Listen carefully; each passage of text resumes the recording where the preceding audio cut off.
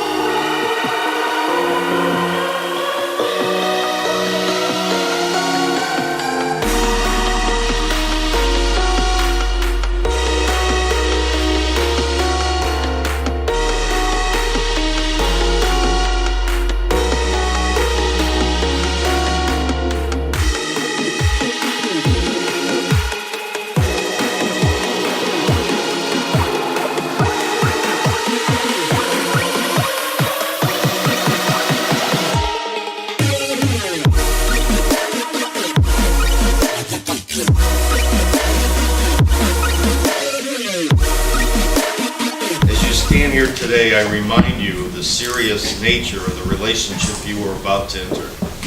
Marriage is the voluntary and full commitment of two consenting adults to love each other for a lifetime. For marriage to be successful, you must each be loyal to the other. Stand firm in your defense of each other and be supportive of one another's life, goals, and dreams. It is a sound, binding, yet challenging relationship. JJ and Allie, I counsel you both as husband and wife to always give respect to one another, even when you disagree. To bear with each other's weaknesses, to comfort each other in times of trouble or sorrow, to work with generous hearts, to provide for the material needs of each other and the household, and to help one another's experience spiritual, mental, emotional, and physical comfort. Okay, now JJ, say yes, dear.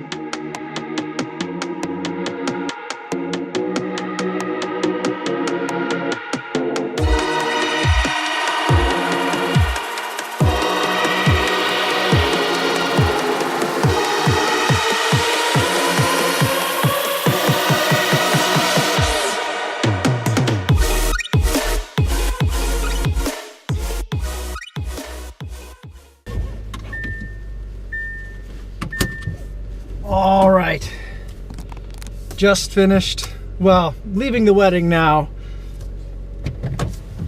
and so the Facebook live stream worked out okay, not great. So the problem number one that I ran into is I was using the Elgato HD 60 game capture device for my camera capture, and I was using that software for streaming, and for whatever reason it wouldn't let me change my login from my Facebook page, which I was testing on, to the bride's Facebook account. And I tried to I wanted to log in through her so that way all of her family, they wouldn't have to like find me or connect to me somehow. I wanted them to be able to just connect to their daughter or niece or whatever the case may be. And so basically anyone who was friends with the bride would be able to see the live stream. That was the goal. But that didn't quite work out because it just wouldn't let me log in as her. I don't know what was going on. Something with the software was funky. And then number two, the problem was my data plan throttled me down 3 minutes before the bride was supposed to walk down the aisle. So I tried to then top up my plan with another gig of data. It took my money, but it didn't give me more high-speed data.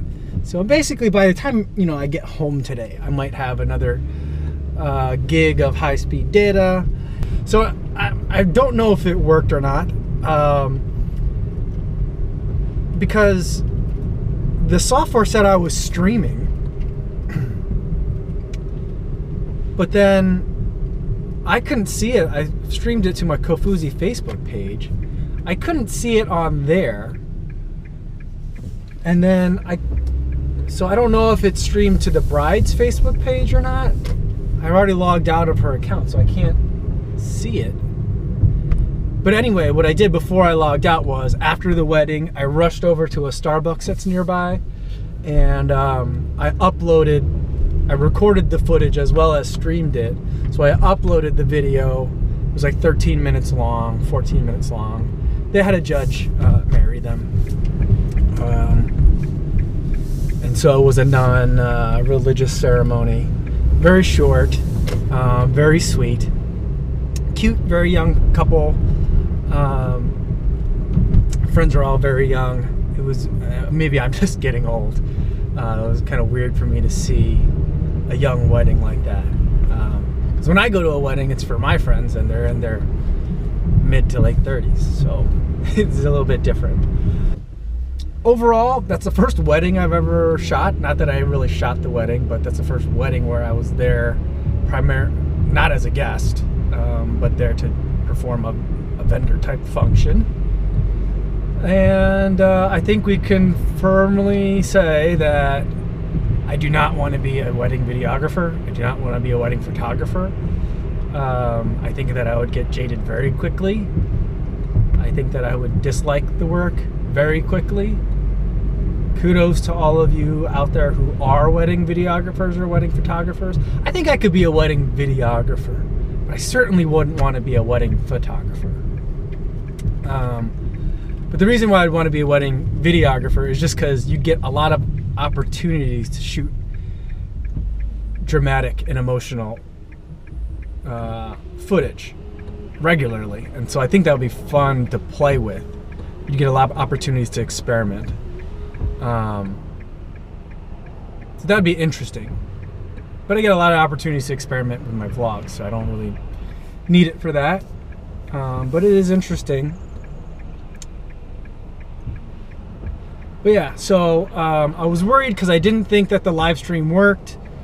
And maybe it did or maybe it didn't. But I did hear from the bride, and she said that her family was able to see the video. So whether it was the live stream or whether it was the uploaded video, I don't know. But she said that her family was able to see it. They were crying and tearing up. So that makes me feel really good that I was able to help them participate and share in a festive occasion today. So that was that. And then the wedding itself started like 20 minutes late, mostly because people were waiting for me, and then it wasn't very long, and then I had to go run to Starbucks to upload, and then I came back. But I had to borrow someone's car to go to Starbucks because my car was parked in, because we're at this little cabin. It's actually a Boy Scout cabin for the area here. We're in like one of the county park districts. And the driveway up to it, I got here like an hour early, and there was like 3 cars here, so I parked right up by the cabin. By the time I was trying to get out after the wedding, I was parked in like 6 cars deep. So I couldn't get out. I had to borrow someone's car to go do the upload and then come back, and then I had to wait for like an hour and a half to leave, which was like kind of awkward because, I know the guy whose nanny is the bride. I know him, and he was putting on everything. They went through a lot of trouble to put on this event at great personal expense and energy. to do this, which I thought was really nice. I mean, that guy, he's been a mentor to me for a while, and he does a really good job of helping to remind me every once in a while that sometimes we have to take a step backwards from overall progress, or whatever you want to call that, and take care of people. So sometimes we have to stop thinking about work and productivity so much, and focus on relationships, which I am very bad at doing.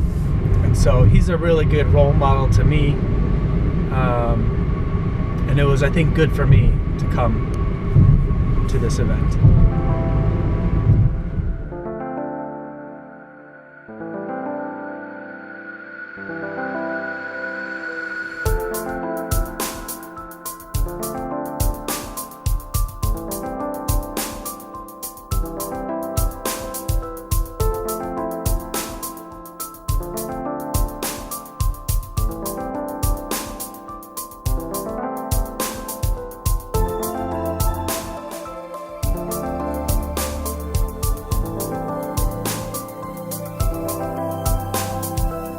One of the things that I did today was, I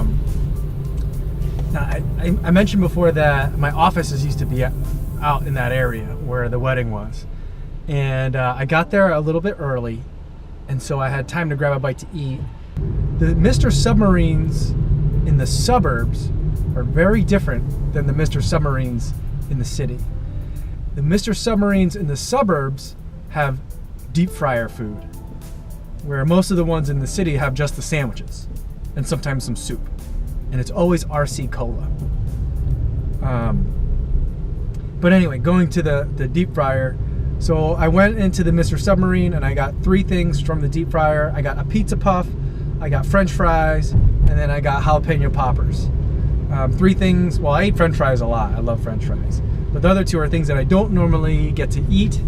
And I really enjoyed it. If you don't know what a pizza puff is, and I didn't know what a pizza puff was until I moved to Chicago, a pizza puff is like, it's kind of like a giant pizza roll, but deep fried. And instead of whatever it is, like that pizza crust-ish type of thing that a pizza roll comes in, it's like almost, it's like a puff pastry, but like a deep fried puff pastry. That's where the pizza puff comes from. So it's like a pizza, a pocket of pizza that's deep fried.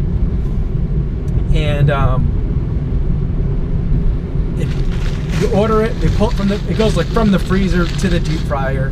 When it gets to you, it's like ridiculously hot. The top of my mouth is burned, and it was amazing to eat that. And I hadn't eaten one of those probably in like 7 or 8 years, really. So it's been a long time, and it was really good, and also really bad.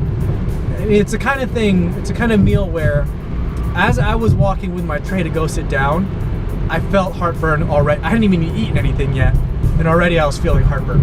So it's one of those kinds of meals, not something you do regularly, but every once in a while, it's really awesome. So I did that today, and so I had that as like an early lunch before I went to this wedding. Totally almost forgot about that part of the day. Ready?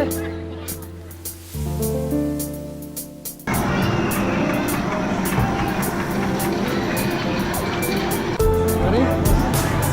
Go! Yeah, you got it! Awesome! That was a big one!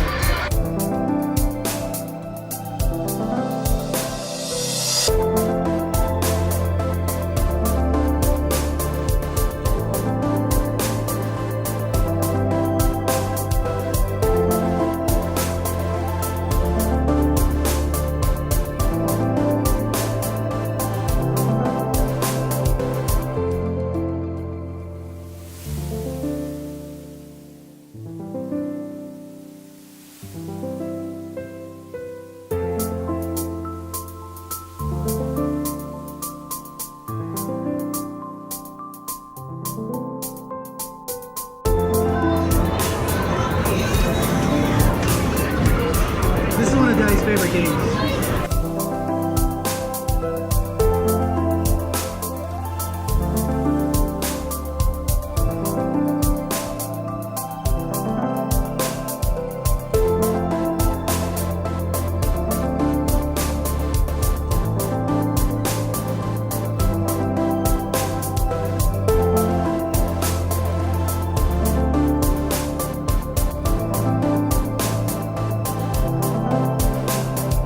We're leaving Chuck E. Cheese. We played, maybe, I put in a $20 bill for coins. I think we maybe used 3/4 of that.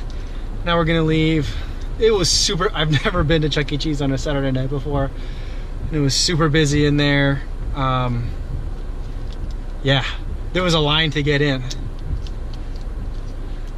And then, so they said if you just want to play games, you can go in and you don't have to wait. So we did that thinking then we'll just get a table later. Like we thought maybe we hit a dinner rush, but the line is still literally out the door there. So we're getting hungry, so we're gonna leave. We're gonna go to McDonald's. So just filling the car up with gas, about to return it. Went to McDonald's for dinner. McDonald's was super busy too. The one with the play place, there's lots of people there with kids. Then we went to the grocery store. That wasn't that busy at all. So that was actually a nice experience. But then got the groceries at home. Then I have to get the car seat out of the rental car. Now I'm gonna I filled the car with gas, and now I gotta go return it, and then I'll walk home, and hopefully my wife has put away the groceries, but I might have to do that when I get home. And then I can go to bed. It's been a long day. I'm tired.